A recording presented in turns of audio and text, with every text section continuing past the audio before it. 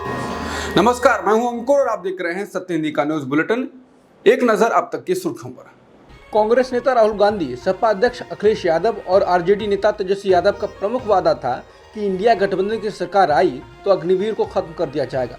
JDU ने गुरुवार को उस मांग का समर्थन करते हुए केंद्र की प्रस्तावित मोदी सरकार से कहा कि अग्निवीर योजना की फिर से समीक्षा की जाए। इसके अलावा केसी त्यागी ने यह भी कहा कि देश में जातिगत जनगणना करवाने के साथ बिहार को विशेष दर्जा दिया जाना चाहिए। जेडीयू नेता केसी त्यागी ने यह बात मीडिया के सामने कही। पीटीआई ने इस बयान का वीडियो जारी किया है तो सोशल मीडिया पर वायरल हो गया है। इस तरह से ये पहले संकेत है कि जेडीयू नई मोदी सरकार के सामने किस तरह की चुनौतियां पेश कर सकता है। वहीं जेडीयू प्रवक्ता केसी त्यागी का बयान जैसे ही वायरल हुआ, बिहार के भाजपा नेता और उप मुख्यमंत्री सम्राट चौधरी ने कहा कि रक्षा मंत्री राजनाथ सिंह पहले ही कह चुके हैं कि सरकार इस पर विचार को तैयार है। बीजेपी की निर्भरता एनडीए में शामिल दलों पर बढ़ गई है। इस बीच एनडीए में शामिल बिहार के मुख्यमंत्री नीतीश कुमार की जेडीयू और पूर्व सीएम एन चंद्रबाबू नायडू की टीडीपी ने बीजेपी की चिंता बढ़ा दी है। जेडीयू ने जहां अग्निवीर योजना को लेकर फिर से सोचने की बात कही है और समान नागरिक संहिता पर सभी राज्यों से बातचीत की बात कही है, तो टीडीपी केंद्र में कई अहम मंत्रालय चाहती है। द इकोनॉमिक टाइम्स की एक रिपोर्ट के मुताबिक टीडीपी केंद्र में लोकसभा स्पीकर का पद और 6 महत्वपूर्ण मंत्रालय चाहता है और इसे 5 करने के लिए राजी है। कांग्रेस नेता जयराम रमेश ने कहा है कि बनने जा रहे 1/3 प्रधानमंत्री से हमारे 4 सवाल हैं। पहला है कि 30 अप्रैल 2014 को पवित्र नगरी तिरुपति में आपने आंध्र प्रदेश को विशेष दर्जा देने का वादा किया था, क्या वो वादा अब पूरा होगा? दूसरा, कि आप विशाखापट्टनम स्टील प्लांट के निजीकरण को अब रोकेंगे? तीसरा, कि आप बिहार को विशेष राज्य का दर्जा देकर अपने 2014 के चुनावी वादे और अपने सहयोगी नीतीश कुमार की 10 साल पुरानी मांग को पूरा करेंगे? और चौथा है कि आप बिहार के जैसा ही पूरे देश में जातिगत जनगणना करवाने का वादा करते हैं। लोकसभा चुनाव के नतीजे बीजेपी के लिए मन मुताबिक नहीं रहे हैं। पार्टी को 240 सीटों पर जीत के साथ अकेले बहुमत नहीं मिला। हालांकि 293 सीटों के साथ एनडीए केंद्र में सरकार बना सकती है। ऐसे चुनाव नतीजे सामने आने के बाद बीजेपी के बीच उम्मीदवारों के चयन, नेताओं के बर्ताव और केंद्रीय नेतृत्व की कार्यशैली को लेकर आवाजें उठने लगी हैं।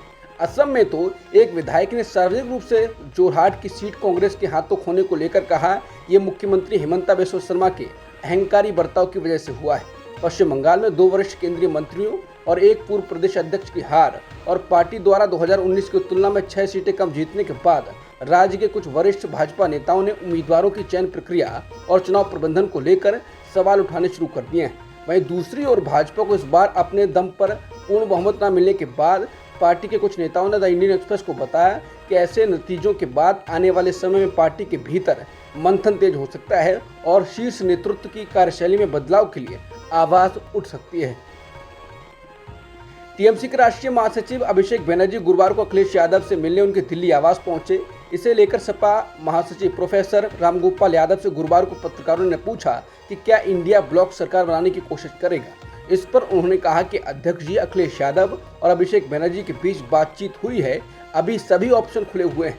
बता दें, इससे पहले मल्लिकार्जुन खड़गे के आवास पर इंडिया ब्लॉक के नेताओं की बैठक हुई। इसके बाद उन्होंने मीडिया से बात करते हुए कहा कि हम सही समय पर सही कदम उठाएंगे। शिवसेना उद्धव बालासाहेब ठाकरे के नेता संजय राउत ने कहा है कि पीएम मोदी के पास तीसरी बार शपथ लेने के लिए नंबर्स हैं। संजय राउत से सवाल किया गया था कि क्या इंडिया गठबंधन चंद्रबाबू नायडू और नीतीश कुमार के लिए पीएम पद पर दावा छोड़ सकता है। इसके जवाब में संजय राउत ने कहा कि हमारे गठबंधन में इस तरह की कोई चर्चा नहीं हुई है। हमने पहले भी कहा है कि मोदी जी बुजुर्ग नेता हैं, उनके पास बहुमत नहीं है, लेकिन उनका आंकड़ा बड़ा है। उनके पास 240 का नंबर है, इसलिए हमने कहा है कि पहले आप, उनकी इच्छा तीसरी बार शपथ लेने की है, उन्हें तीसरी बार शपथ लेने दीजिए, फिर चौथी कसम के बारे में हम देख लेंगे। लोकसभा चुनाव में बीजेपी को सबसे बड़ा झटका उत्तर प्रदेश से लगा है, जहां पार्टी को 2019 लोकसभा चुनाव की 62 सीटों के मुकाबले सिर्फ 33 सीटें मिली हैं। अब खबर है कि यूपी के मुख्यमंत्री योगी आदित्यनाथ को पार्टी आलाकमान ने दिल्ली बुलाया है। माना जा रहा है कि पार्टी उत्तर प्रदेश के चुनाव पर अलग से एक मीटिंग कर मंथन करने वाली है।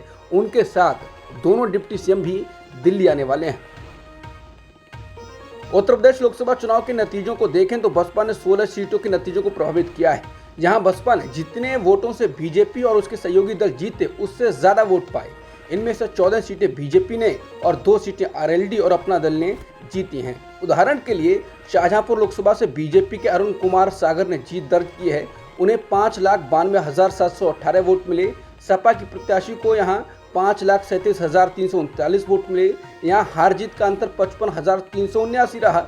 वहीं बसपा के उम्मीदवार को 91,710 वोट मिले। ऐसे ही बाकी सीटों पर बीएसपी ने विपक्ष का खेल बिगाड़ा। कुल मिलाकर 16 सीटों पर बीजेपी को जीत बीएसपी के कारण मिली।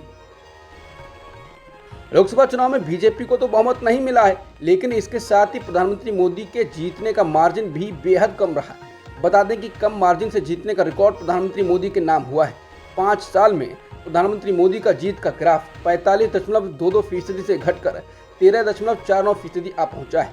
भारत में पद पर रहते हुए लोकसभा चुनाव लड़ने वाले हर प्रधानमंत्री के जीत के अंतर को देखा जाए तो 1991 से अब तक 17 लोकसभा चुनाव हुए हैं।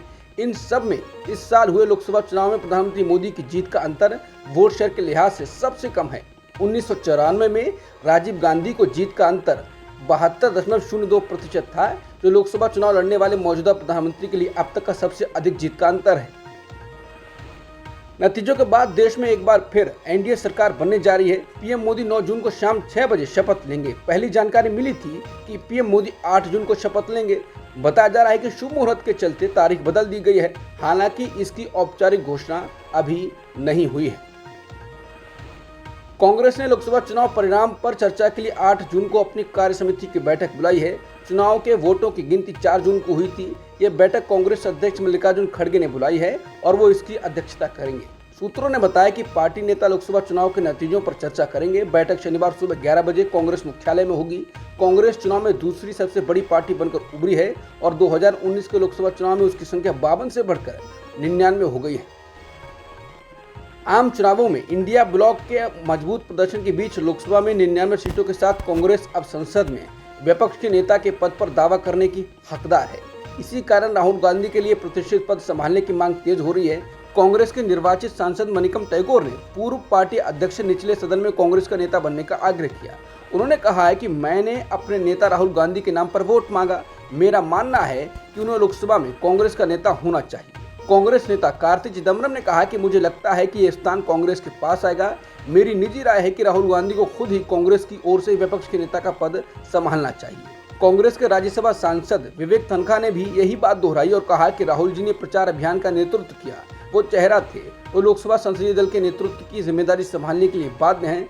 कुछ निर्णय निश्चित रूप से पार्टी नेताओं सांसदों को सर्वसम्मति से लेने होंगे। शिवसेना यूबीटी ने उन तमाम अटकलों को खारिज किया है जिसमें दावा किया जा रहा है कि उद्धव ठाकरे बीजेपी के साथ गठबंधन में जाने पर विचार कर सकते हैं। शिवसेना यूबीटी की राज्यसभा सांसद प्रियंका चतुर्वेदी ने कहा कि बीजेपी बीट से जुड़े पत्रकारों का सोर्स एक ही है। पीएमओ में बैठे उनके मीडिया सलाहकार जो बीजेपी का एजेंडा चला रहे हैं, उनको मैं कहना चाहती हूँ अभी भी समय है, थोड़ा सुधर जाओ। जनता ने ही आपके सारे परोसे हुए झूठ को फेल कर दिया है और बहुमत से दूर रखा है। अब तक की सुर्खियों में इतना ही। बाकी खबरों के लिए बने रहिए सत्यहिंदी.com के साथ।